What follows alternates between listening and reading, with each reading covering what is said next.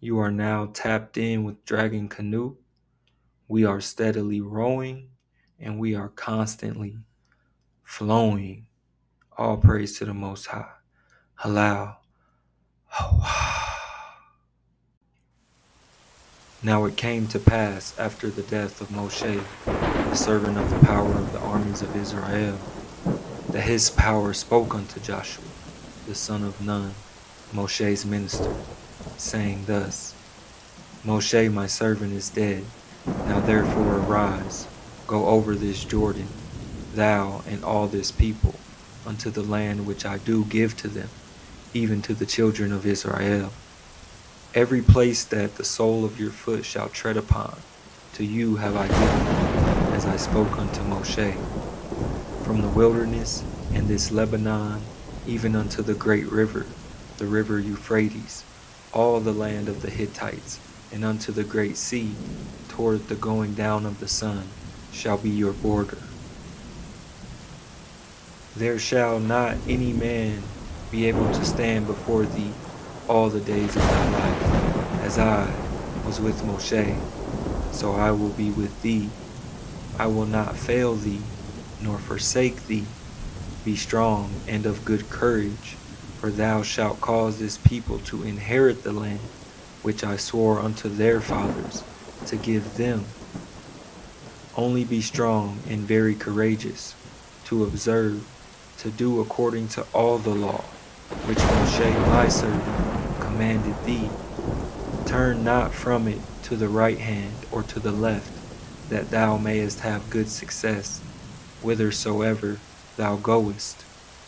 This book of the law shall not depart out of thy mouth, but thou shalt meditate therein day and night, that thou mayest observe to do according to all that is written therein. For then thou shalt make thy ways prosperous, and then thou shalt have good success. Have not I commanded thee? Be strong and of good courage. Be not affrighted, neither be thou dismayed, for your power, thy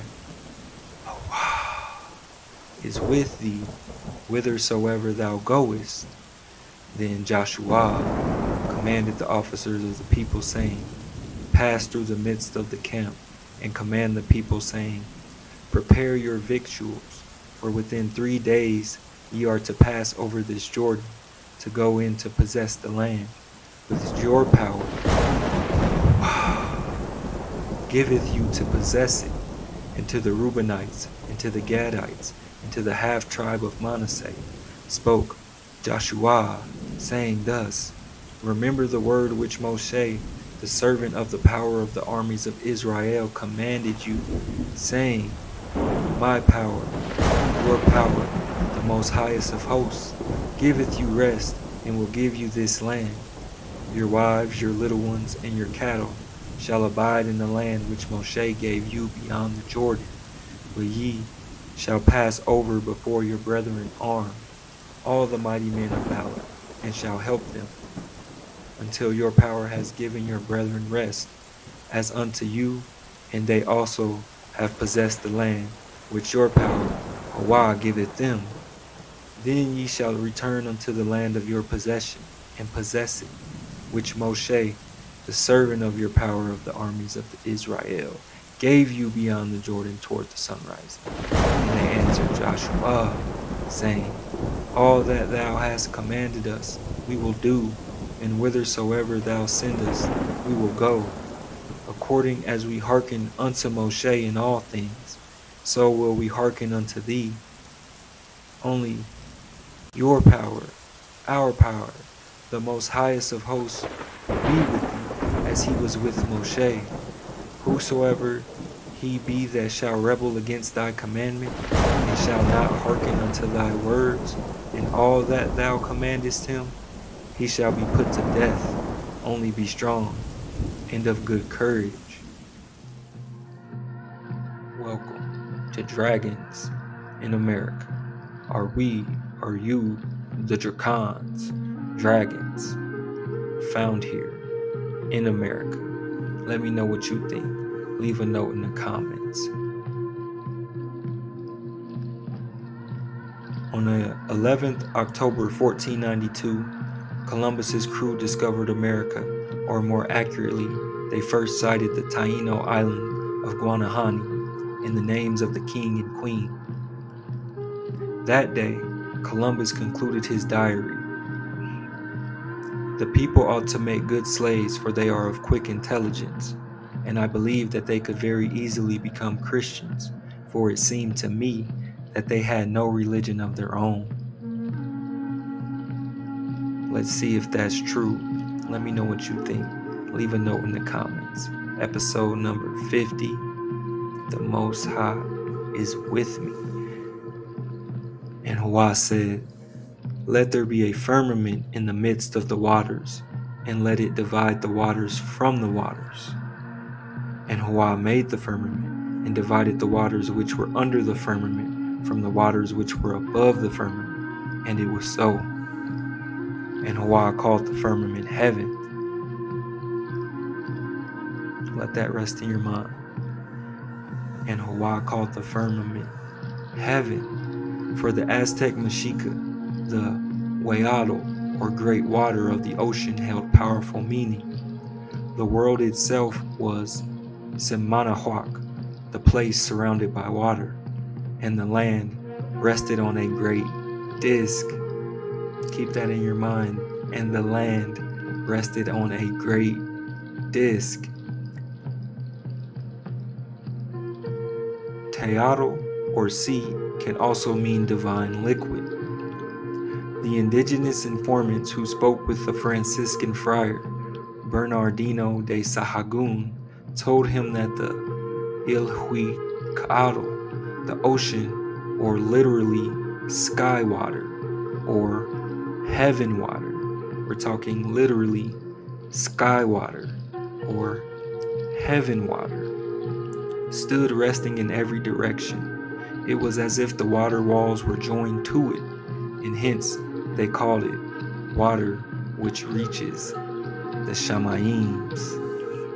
Let me know what you think. Leave a note in the comments. We're talking Wiado, the great water, and the land resting on a great disk. We're talking Teatro, sky water. Thus saith your power, thy Redeemer, and he that formed thee from the womb. I am your power, that maketh all things, that stretched forth the heavens alone, that spread abroad the earth by myself, that frustrateth the tokens of the impostors, and maketh diviners mad, that turneth wise men backward, and maketh their knowledge foolish. I am your power, that maketh all things, that stretched forth the heavens alone.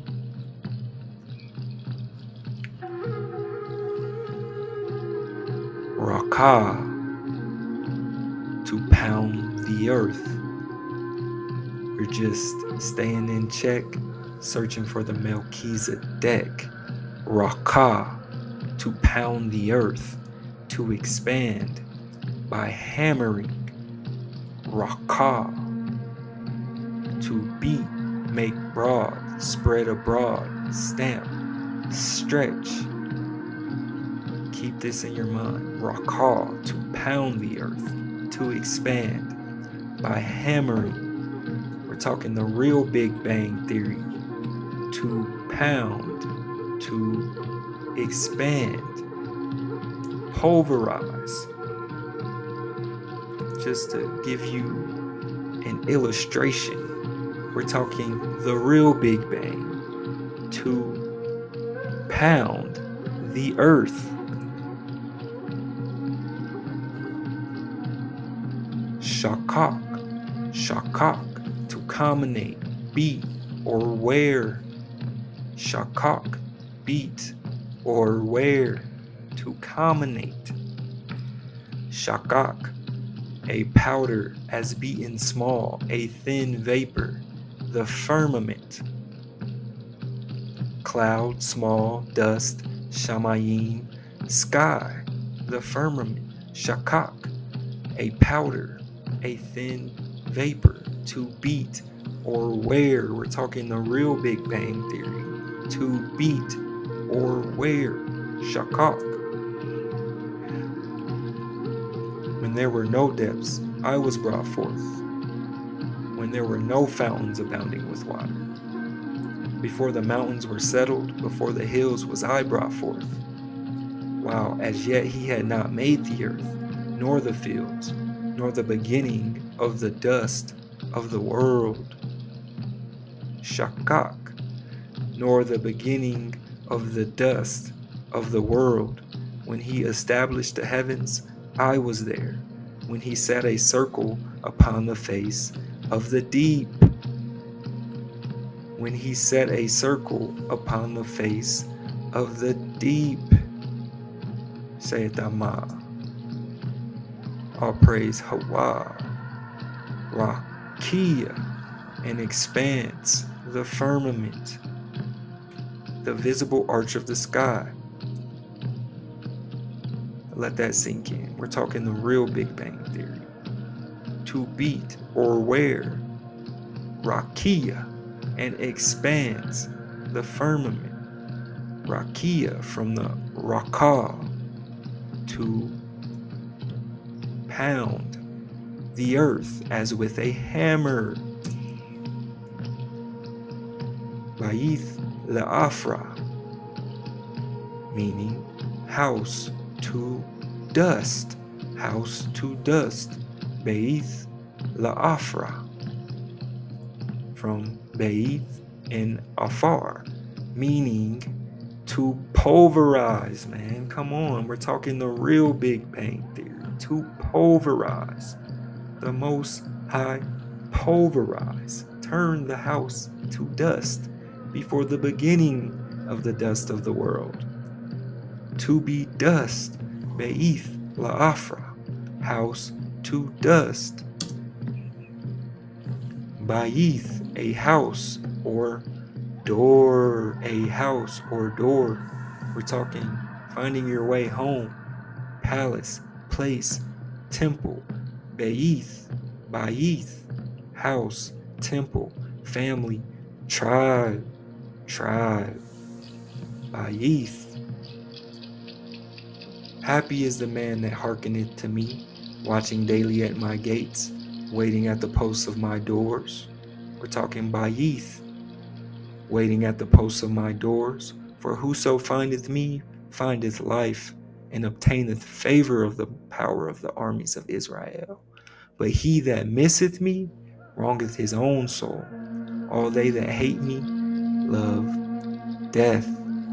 Let that sink in. We're talking your Amma and your Abba. For whoso findeth me findeth life, and obtaineth favor of your power. But he that misseth me wrongeth his own soul. In July 1519, Spanish conquistadors Francisco de Montejo and Alonso Fernandez Portocarrero set sail from Mexico to Spain with a fabulous treasure. Even the ballast in the hold was gold. We're talking beautifully feathered shields and fans, clothes, jewels, and mosaics. Montejo and Portocarrero were tasked with winning royal patronage for Hernando Cortez's ongoing unsanctioned invasion of Mexico. These Totonacs were bound for strange shores. Indigenous peoples were part of European society from the earliest days of empire. Let that sink in. Let me know what you think. Leave a note in the comments. We're talking Americans, copper-colored cons, found here in America.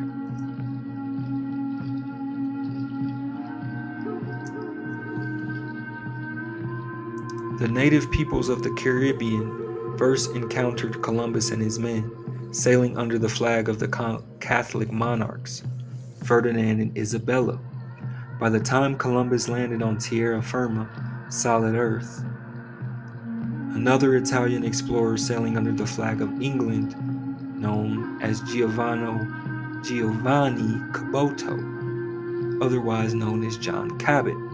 This became credited as the discoverer of North America, they say. La Isla Española, what is now split between Haiti and the Dominican Republic. Taíno people helped to build the modest fort of La Navidad for the small crew of the shipwrecked vessel Santa Maria, and were doubtless shocked when more than 1,000 men arrived the following year to consolidate the Spanish presence. Columbus's voracious expeditions to the Caribbean had already seen thousands of indigenous people cross the Atlantic. We use Taíno for the peoples of the Greater Antilles, where no clear alternative exists, because it is the name claimed by their descendant communities. The word Caribs, from which Caribbean is derived, came to have disastrous overtones for its inaccurate association by the Spanish Empire and Catholic Church with cannibals, including the Kalinago, many of whom now live in Dominica. The mobility of native peoples in and around the Caribbean rarely forms part of our understandings of indigenous cultures, but the forcible displacements of enslaved peoples have resulted in indigenous diasporas within as well as beyond the Americas.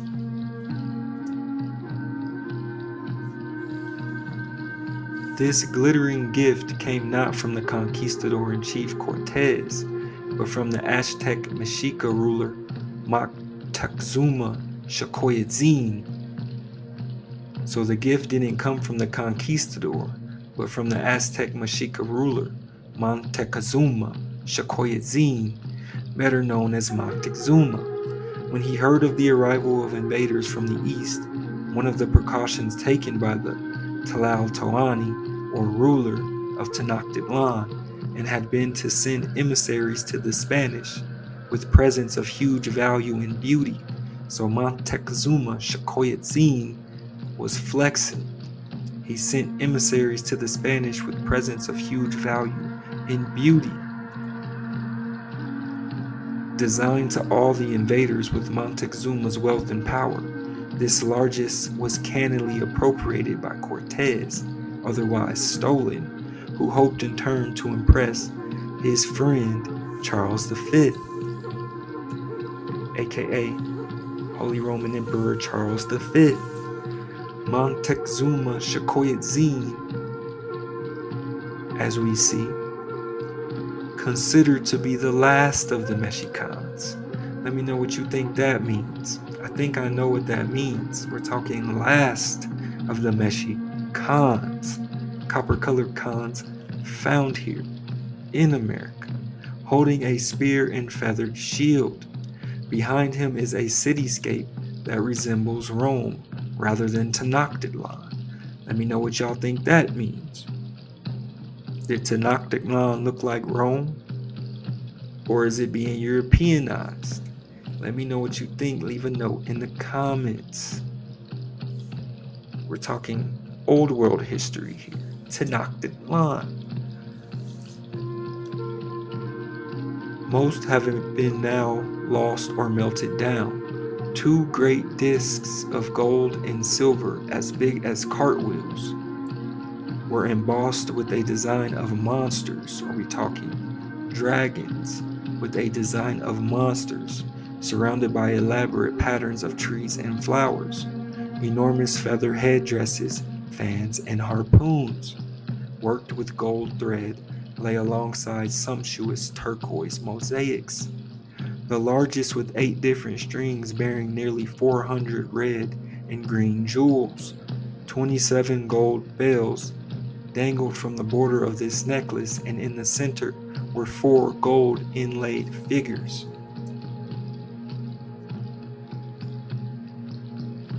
This ornate bowl of gilded silver was created by a 16th century Spanish craftsman, they say, from New World metal. It looks like gold to me. The Spanish took from Mexico and Peru some almost 26,000 pounds of gold and 134,759 pounds of silver much of it in finely wrought objects that were melted down and recast, they say. So they say, were they really melted down and recast, or were they really just magnificent pieces of metal crafted by some handyman in Mexico? His breathless account gives us a sense of the reaction the treasures evoked, a sea of gold and precious stones. 2 helmets covered with gold, sprouting gorgeous plumes and edged with golden bells, each crested with a green bird, with eyes, feet, and a beak of gold. 12 pairs of colored leathered boots, jingling with bells and sparkling with jade and gold. Tiaras and mitres, scepters, rings, and sandals, sewn with golden thread. Man, you can't say the Most High's people weren't fly.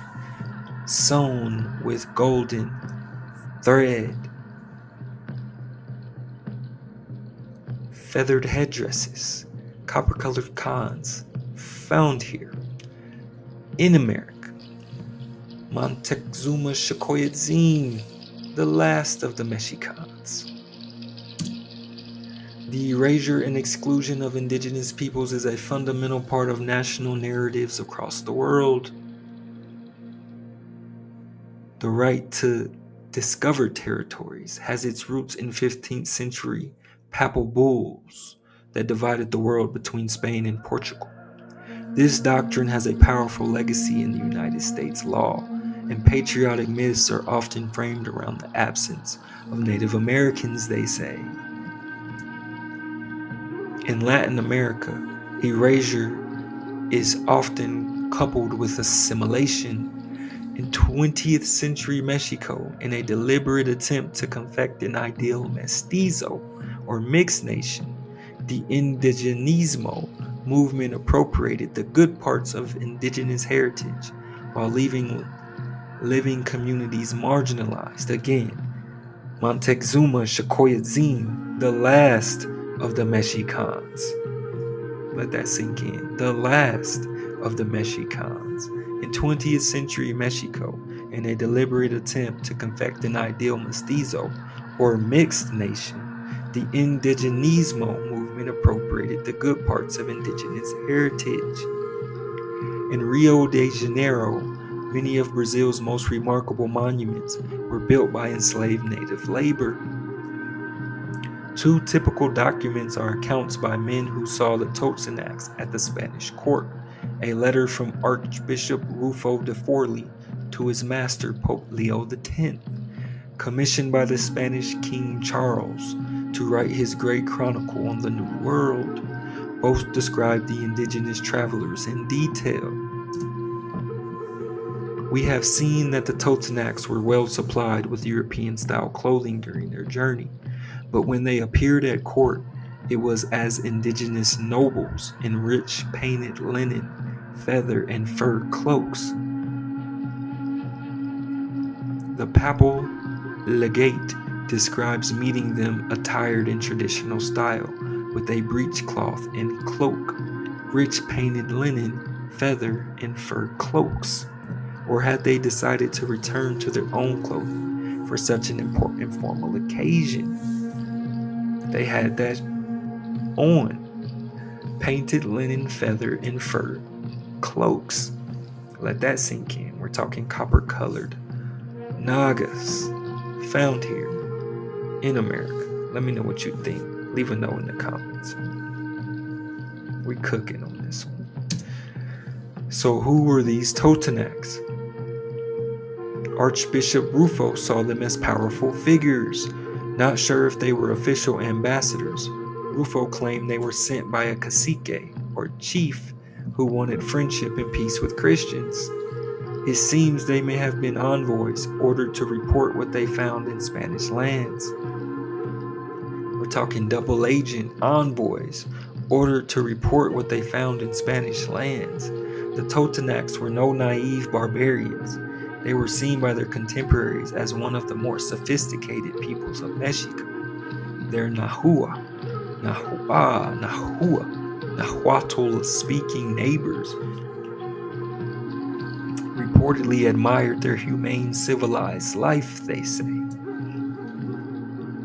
When Charles returned to the Low Countries to be crowned Holy Roman Emperor in 1520, he took the Aztec Mexica artifacts with him. So he felt it so important that on the day of his coronation, he brought along these Aztec Mexica artifacts, gifted by Montezuma Xcoytzin. He was in his bag. Charles would have been keen to demonstrate his majesty and prestige ahead of his coronation. He put the treasures on display in the town hall in Brussels. So imagine these so-called Aztec Mexica artifacts being put on display in Europe. Things which have been brought to the king from the new land of gold. We're talking the new land of gold, precious artifacts. The decoration on a cylindrical vase, grave offering from Tikal, depicts a noble with elongated earlobes and large earrings, and a dragon crown feathered hat, or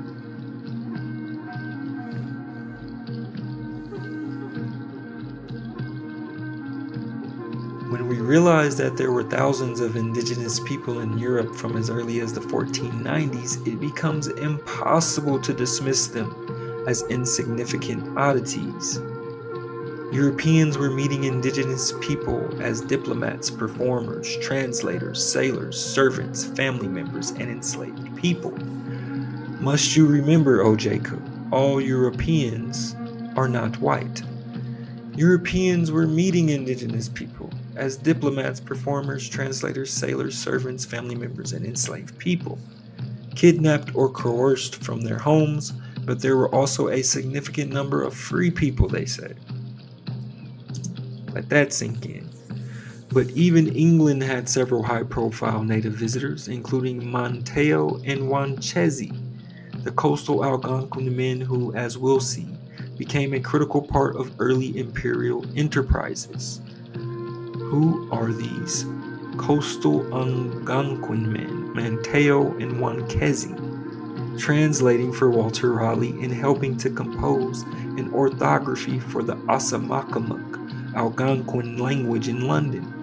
So Monteo and Wanchesi translated for Walter Raleigh an orthography. Let that sink in. These men's explicit role as go-betweens, helping to translate the novelties of the New World and inform Europeans of the Americas. So Monteo and Wanchesi were informants, explicit go-betweens, helping to translate the novelties of the New World and inform European views of the Americas.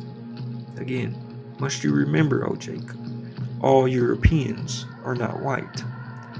It is obvious, but a similar role was being played by indigenous people at every level of European society, from the enslaved to the nobility, they say. The following August, Tenochtitlan fell, exacted by Cortez's allies on their old foes. So again, we're talking double agents here, informants. Fernando de Alva Xitlixcoatl, a direct descendant of the rulers of both Tenochtitlan and Texcoco, a former ally of Montezuma Xcoytzin. So again, at once an ally of Montezuma Xcoytzin, but now an enemy, forcibly, they say, persuaded to defect to the Spanish in 1520. He switched up on Montezuma Xcoytzin. He was persuaded to defect to the Spanish in 1520.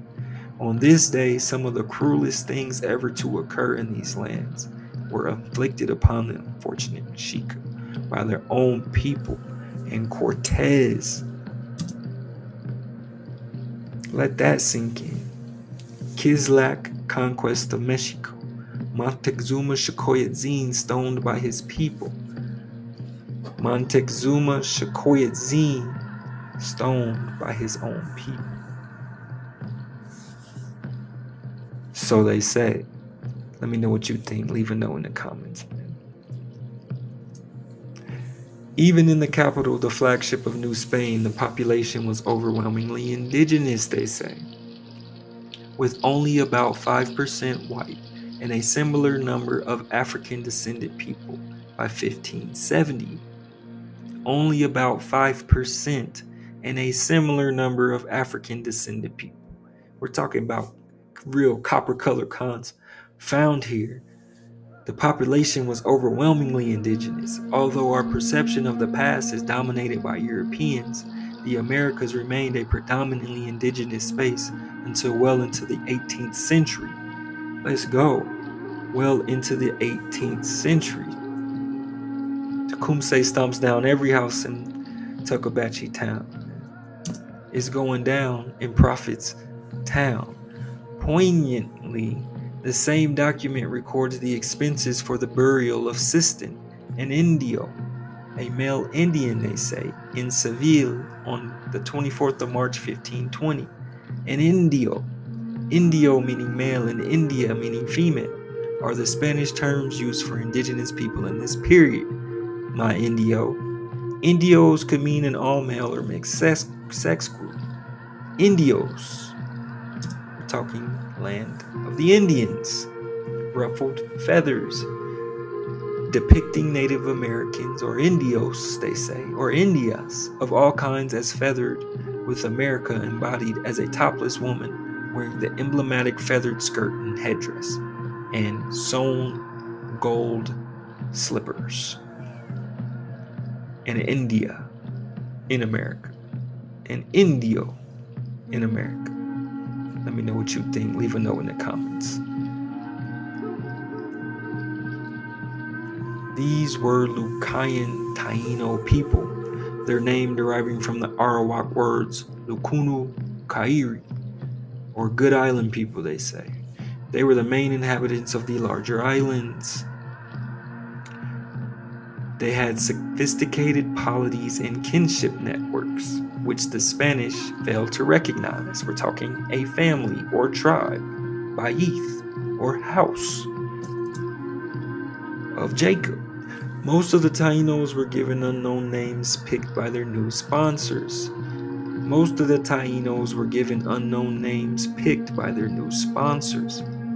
But the most important men were honored and colonized by being baptized. Fernando de Aragon, or Ferdinand of Aragon, and the king, and Juan de Castillo, John of Castile, after his son. These two principal Indians, or Indios, were apparently relatives of the cacique Guacanagari, let that sink in, ruler of Marion, on what became Hispaniola. So the cacique, or chief Guacanagari, apparently had two of his boys baptized in Seville. And Guacanagari also allowed Columbus to establish the short-lived settlement of La Navidad, the first European colony in the Americas. The emergence of a cacique's relatives among the captives complicates our understanding of these events, and they must also have joined Columbus's company after he seized the Taino in Cuba. Were they official representatives of Guacanagari? An 18th century account, the first to be written by a Hispaniolan, says that two of Guacanagari's sons, along with 8 other Indios of their own will, wanted to go to Castile. An 18th century account, the first to be written by a Hispaniolan, says that 2 of Guacanagari's sons, along with 8 other Indios of their own will, wanted to go to Castile. So, what's really going on here? You let me know. Leave a note in the comments. A young Taino who will reappear in the next chapter was baptized Diego Colon after Columbus's son. So they're giving them these Spanish names. Diego Colon, Christopher Colon, Christopher Columbus. Such familial naming is a pattern which will confusingly recur in our tale. It is a form of arrogant, symbolic, and sometimes literal possession, and also shows the way in which godparentage and patronage shape social networks and opportunities. These forcible baptisms marked the start of 5 centuries of ostensibly benevolent violence against indigenous Americans, highlighting the problematic role of Christianity in the colonial world. The problematic role of Christianity in the colonial world. The legal status of indigenous peoples was a matter of incessant debate. Theologians, lawyers, Spanish rulers, and politicians tried to decide whether it was legal to go to war to impose Christianity. Law and practice varied constantly throughout this period until Charles V suspended all further expeditions and ordered a council of legal and theological experts to gather at Valladolid and hear expert testimony for and against spreading Christianity in the Americas through force. I think we know how that turned out. We're talking episode number 50, The Most High's Will. Let me know what you think. Leave a note in the comments, man. Spreading Christianity in the Americas through force. All praise to the Most High.